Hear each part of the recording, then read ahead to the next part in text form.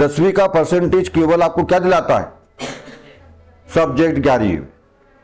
ठीक है, सबसे पहला काम सब्जेक्ट, अच्छा परसेंट रहेगा अच्छा सब्जेक्ट मिल जाएगा आपको। दूसरा काम होता है उसका, आपका वो डेट ऑफ बर्थ प्रूफ करने के लिए बाद में सर्टिफिकेट के रूप में काम आता है वो, बस और कुछ काम नहीं। और एक हाथ दो नौकरी होंगी, एक हाथ दो नौकरी, एक हाथ 100 में एक हाथ नौकरी, दो एक नौकरी होगी जिसमें वो परसेंटेज की वैल्यू रहती होगी बस।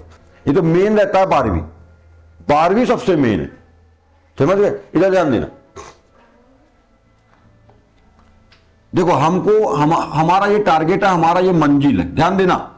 मंजिल का मतलब हम जीवन में ये करना चाहते हैं, ये बनना चाहते हैं, ये हमारी मंजिल है। इस मंजिल तक हमको जाना है, तो इस मंजिल तक जाने के लिए हमको एक क्या चाहिए होगी? सीढ़ी, मतलब कोई ना कोई रास्ता होना है ना, एक सीढ़ी चाहिए होगी।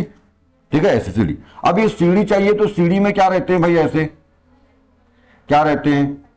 पायदान बोलते हैं इसको, पायरी है ना, सीढ़ियां घर में अपने होती है, देखा है आप लोगों ने। तो ऐसी पायरियां होती है। ये हमारी मंजिल है, लक्ष्य है आपका जो भी है ना। मेरे को ये नौकरी करना, सरकारी नौकरी प्राप्त करना है, मेरे को बिजनेस करना है, मेरे को धंधा पानी करना है, जो भी करना है। आपकी मंजिल, आपका जो टारगेट है, मैंने पहले बोल दिया, आपका टारगेट, आपका लक्ष्य। मैं बार बार बोलता हूं, आपके जीवन में आपका एक लक्ष्य होना ही चाहिए। बिना लक्ष्य का इंसान कुत्ते के समान होता है। ठीक है, मैं बार बार बोलता हूं। तो लक्ष्य के लिए आपको क्या करना पड़ेगा? मतलब सिंपल सी बात याद रखो, ऊपर में कोई चीज है, मटकी फोड़ करते हैं ना, मटकी फोड़, वो मटकी फोड़ तक जाना है आपको, तो वो इंसान की सीढ़ी बना के ऊपर चढ़ता है इंसान। एक बंदा इंसान के ऊपर ऐसा बनाते चढ़ते हैं। मान लो हमको सीढ़ी लगा दी हमने, ऐसा मान लीजिए। ठीक है, ये मंजिल को प्राप्त करना, ये हमारी सीढ़ी है, हम यहां पे हैं। हम कहां हैं अभी? यहां पर। यहां से हमको वहां जाना, तो ये सीढ़ी चढ़ना पड़ेगा। तो ये बहुत जरूरी है कि, और ये सीढ़ी बहुत लंबी है, ये सीढ़ी बहुत लंबी है, समझ लो पहले। क्योंकि आपको नर्सरी से लेकर के 12वीं तक स्कूली शिक्षा कितने साल? 15 साल। ठीक है, उसके बाद कॉलेज लाइफ में जाते हो तो स्नातक और स्नातकोत्तर, यूजी और पीजी की 5 साल की शिक्षा, तो 15 और 5 कितने हो गए? 20 साल। उसके अलावा भी और आप टाइम ले सकते हो, पर मैं कम से कम इतना लेके चल रहा हूं। तो 20 साल बहुत लंबा समय होता है। तो जो आपकी सीढ़ी है ना, बहुत लंबी, और सीढ़ी जितनी लंबी रहेगी तो उसके टूटने का डर ज्यादा रहेगा, मतलब वो लचकदार रहेगी ना। ऐसा बिल्कुल व्यवहारिक में देखो, एक सीढ़ी है, बिल्कुल लंबी सीढ़ी है ना, उसमें 20 पायदान, नर्सरी से लेकर पीजी तक। मान लो ये नर्सरी का, ये नर्सरी है, ये नर्सरी है, और ये क्या है? ये हो गया पीजी क्लास हो गई है। तो भाई बहुत लंबा सफर है, 20 सालों का लगभग है ना। कितना? 20 सालों का सफर। ऐसा मैं लेके चल रहा हूँ, आगे पीछे हो सकता है, जरूरी नहीं। कई 12वीं के बाद छोड़ देते हैं, कई यूजी के बाद छोड़ देते हैं, कोई पीजी के बाद, कई पीजी के बाद भी पढ़ते हैं। इसमें बीच में बहुत सारे टेक्निकल, जैसे कि कंप्यूटर के कोर्सेज और अदर कोर्सेज, ऐसा वैसा सब दुनिया भर के सब होते रहते हैं बीच में, है ना। या उसके बाद भी कर सकते हो। तो मैं मोटा मोटा लेके चल रहा हूँ, समझ लेना। तो ये बहुत, जितनी लंबी रहेगी तो उतनी लचकदार रहेगी और टूटने का डर रहेगा। तो यहां पर समझना, ये जो देखो जी, इसमें एक बात ध्यान रखो, ये जो स्तंभ है, ये वाले सीढ़ी में सबसे ज्यादा मजबूत क्या होना चाहिए? ये जो 2 स्तंभ है, इसको मैं नाम दे देता हूं ए स्तंभ, और इसको नाम दे देता हूं बी स्तंभ। ए और बी, ये मजबूत होना। बीच का पायदान कोई मजबूत नहीं भी है, या मान लो नहीं है, मान लीजिए ये पायदान नहीं है और आप यहां पे आ गए, तो आप यहां से डायरेक्ट इसमें पैर रख के चढ़ सकते हैं। घरों में भी कोई सीढ़ी होती है, ऐसा दिमाग में लाओ और समझो ऐसा। यदि मान लो कभी ये होता है ना, कभी ये नहीं है, टूट गई है, खराब हो गई है, तो अपन सीधे यहां से यहां जा सकते हो। पर यही नहीं है, ए और बी दोनों में से एक आध गायब है, तो सीढ़ी का काम खत्म। समझ में आ रहे? सीढ़ी का काम खत्म। तो ये जो 2 स्तंभ है ना, ये 2 स्तंभ क्या है? देखो 10वीं नहीं है, एक है 12वीं। ये वाला एक कोई सब ए स्तंभ बी स्तंभ बुलाओ, तो ये पहले वाले को मान लेते हैं अपन, ये है 12th स्तंभ। और ये वाला जो है ना, ये है यूजी। यूजी का मतलब ग्रेजुएशन, अंडर ग्रेजुएशन है ना, यूजी ग्रेजुएशन मान लीजिए, है ना, ग्रेजुएशन। तो 12वीं एक स्तंभ जो है वो 12वीं आपका, और दूसरा स्तंभ क्या है? आपका जो भी कॉलेज का जो भी 3 साल की मतलब डिग्री कोर्स होगा, 3 साल 4 साल का जो भी डिग्री कोर्स होगा, तो 12वीं और यूजी ग्रेजुएशन। ठीक है, ये तो ये 12वीं में आपके परसेंटेज बहुत अच्छे हो, कितने ज्यादा अच्छे हो सकते हैं। ठीक है, 80, 85, 90, 95, 100 बना लो, साले को 105 बना लो बनते दिल से। ठीक है, पर बनाओ। ठीक है ना, मतलब 80 के तो ऊपर ही होना, नीचे तो रखना ही मत। यदि कुछ अच्छा चाहते हो लाइफ में। तो इसमें जितना हो सकता है उतना करो, कम से कम 80 प्लस, कम से कम 80 प्लस रखिए, मिनिमम 80 प्लस रखिए। और इधर ग्रेजुएशन में भी कम से कम आपका जो है 70 प्लस तो कम से कम होना, 60 तो कम से कम होना, ठीक है। 70 ना भी रख रहे हैं आप यहाँ ग्रेजुएशन में तो कम से कम कितना बोला मैंने, 60, क्योंकि बहुत सारे एग्जाम्स में सब 60 का कुछ कुछ एग्जाम्स में रहता है फर्स्ट डिवीजन, है ना। तो 60 प्लस, यहाँ 80 प्लस या 60 प्लस बनता है, आराम से बनता है।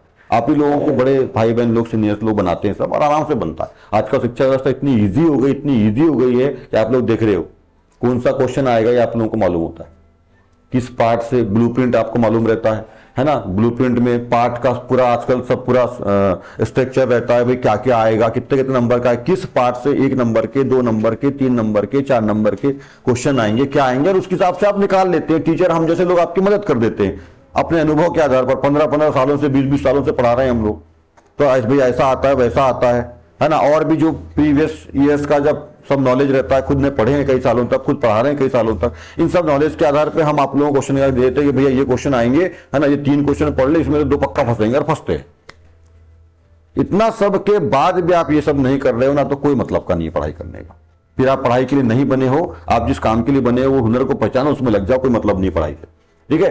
तो 12th में कितने परसेंट, कम से कम मिनिमम 80%, 80 प्लस, और यूजी में 60 प्लस। ये 2 मेन सीढ़ी है आपकी, सीढ़ी के एक स्तंभ है। यदि ये दोनों स्तंभ आपके अच्छे मजबूत है ना, 80 प्लस है आपका पास और 60 प्लस है आपके पास, यदि 2 स्तंभ मजबूत है तो बाकी फिर कोई दिक्कत नहीं।